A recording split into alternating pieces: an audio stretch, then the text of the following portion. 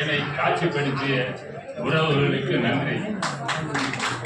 புதிய தலைமுறை ஓய்வெடுக்க புதிய தலைமுறையாய் எழுந்திருந்து நம் சமூக நல சங்கத்தை முன்னின்று தொடர்கதையாய் எழுதிட்ட தலைமை நிர்வாகிகளுக்கும் நன்றி.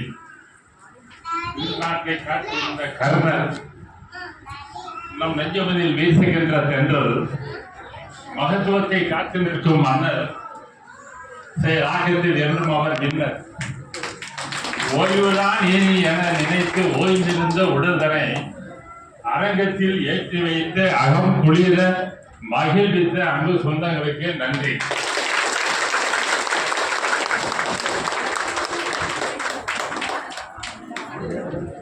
மகிழ்ச்சி.